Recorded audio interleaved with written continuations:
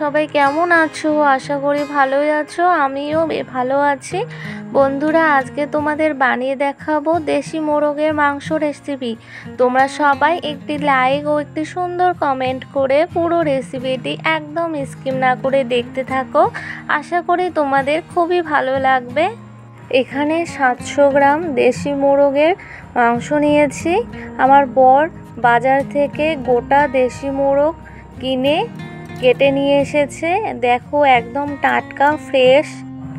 এবার এই দেশি মোরগের মাংস জল দিয়ে একদম পরিষ্কার করে ধুয়ে নেব। এখানে দুটো মাঝারি মাপের আলু, অর্ধেকের একটু কম চিচিঙ্গা কেটে জল দিয়ে পরিষ্কার করে ধুয়ে নিয়েছি, মাংসের মধ্যে দিব সেজন্য। এখানে নিয়েছি দুটো মাঝারি মাপের পেঁয়াজ কুচি, অনেকটাই রসুনের কোয়া, আর একটু বেশি করে আদা কুচি, আর অনেকটাই লঙ্কা, পাকা লঙ্কা। এবার সব কিছু পেস্ট করে নেব। দেশি মোরগের মাংস জল দিয়ে একদম পরিষ্কার করে ধুয়ে নিয়েছি, তোমরা দেখেই বুঝতে পারছো। এবার কড়াইতে দিয়ে দেব সর্ষের তেল। নেড়ে নিয়ে তেল হালকা গরম করে নেব। এবার তেলের মধ্যে পরিষ্কার করে ধুয়ে কেটে রাখা চিচিঙ্গা আর আলু দিয়ে দিলাম। এরপর এখানে সামান্য একটুখানি লবণ আর একটুখানি হলুদ গুঁড়ো দিয়ে দিলাম। এরপর নেড়ে নিয়ে চিচিঙ্গা আলু লালচে করে ভেজে নেব।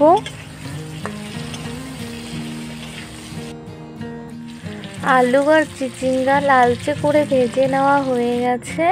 এবার নামিয়ে নেব। দেখো বন্ধুরা, নামিয়ে নিয়েছি, কত সুন্দর দেখা যাচ্ছে। এবার এইখানে দিয়ে দিলাম আর একটু বেশি করে সর্ষের তেল। তেল গরম হয়ে গেছে। এবার তেলের মধ্যে একটা বড় মাপে পেঁয়াজ কুচি দিয়ে দিলাম।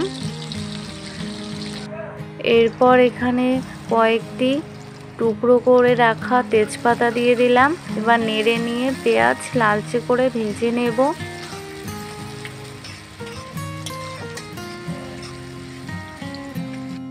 পেঁয়াজ লালচে করে ভেজে নেওয়া হয়ে গেছে। এবার এখানে একটি বড় মাপের টমেটো কুচি দিয়ে দিলাম, আর টমেটো যেন নরম হয়ে যায় সেজন্য একটু লবণ দিয়ে দিলাম। এবার নেড়ে নিয়ে টমেটো হালকা ভেজে নেব। প্লিজ বন্ধুরা, তোমরা একদম স্কিপ না করে সম্পূর্ণ ভিডিওটি দেখতে থাকো। টমেটো হালকা করে ভেজে নিয়েছি। এবার এখানে যে মশলাগুলো পেস্ট করে রেখেছিলাম দিয়ে দিলাম। এবার সমস্ত কিছু খুব ভালো করে নেড়ে নিচ্ছি। তোমরা যারা এখনো পর্যন্ত আমার চ্যানেলটিকে সাবস্ক্রাইব করোনি, চ্যানেলটিকে সাবস্ক্রাইব করে বেল আইকনটি ক্লিক করে পাশে থেকো। এবার এখানে দিয়ে দিলাম 1.5 চা চামচ জিরে গুঁড়ো, আর 1 চা চামচের একটু কম দিয়ে দিলাম কাশ্মীরি লাল লঙ্কা গুঁড়ো, আর দিয়ে দিলাম পরিমাণ মতো হলুদ গুঁড়ো। এবার এখানে দিয়ে দিলাম পরিমাণ মতো লবণ। এবার সমস্ত মশলা খুব ভালো করে নেড়ে নিয়ে কষিয়ে নেব। 15 মিনিটের মতো ঝাল করে মশলাগুলো খুব ভালো করে কষিয়ে নেব।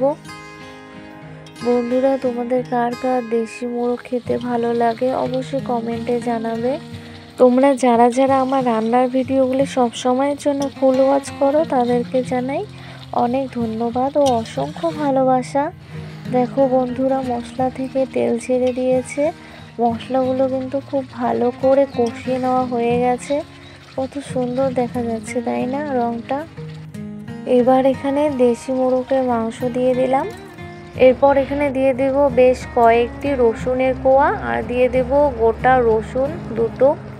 আমার মাংসের মধ্যে গোটা রসুন খেতে অনেক ভালো লাগে। কার কার ভালো লাগে অবশ্যই কমেন্টে জানাতে ভুলবে না। এবার সমস্ত কিছু খুব ভালো করে নেড়ে মিশিয়ে নিচ্ছি। এবার যতক্ষণ না মশলা সহ চিকেন ভাজা ভাজার মতো হচ্ছে ততক্ষণ কষিয়ে নেব একদম। মাংস যত ভালো করে কষানো হবে খেতে কিন্তু ততটাই ভালো লাগবে।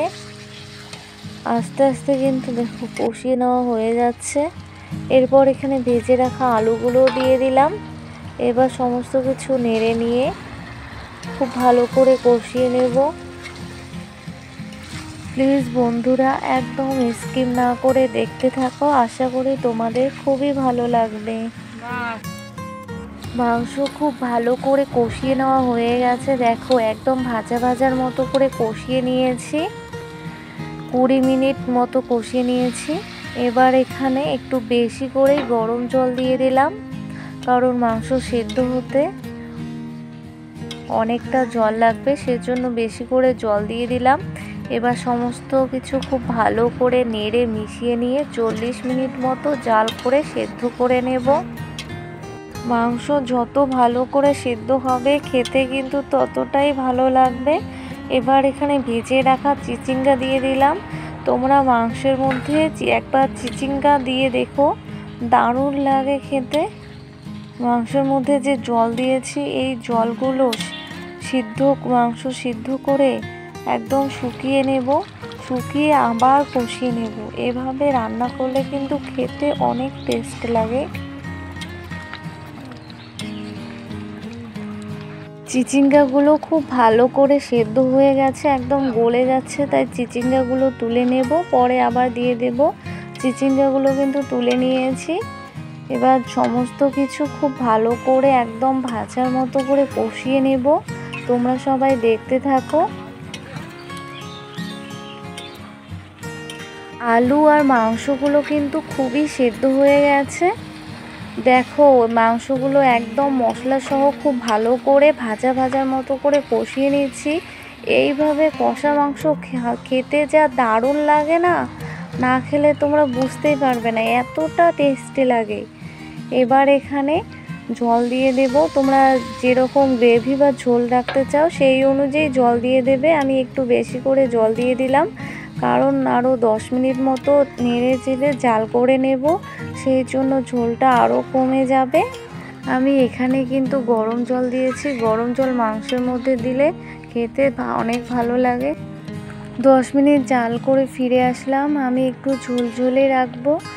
সমস্ত কিছু খুব ভালো করে নেড়ে নিচ্ছি, আর আলু চিচিঙ্গাগুলো কিন্তু দিয়ে দিয়েছিলাম পরে, আবার চিচিঙ্গাগুলো খুব ভালো করে সিদ্ধ হয়ে গেছে। এবার এখানে মিট মশলা আর গরম মশলা গুঁড়ো দিয়ে দিলাম। এবার সমস্ত কিছু খুব ভালো করে নেড়ে নিয়ে আবারও 2 মিনিট মতো হালকা আঁচে জাল করে নেব।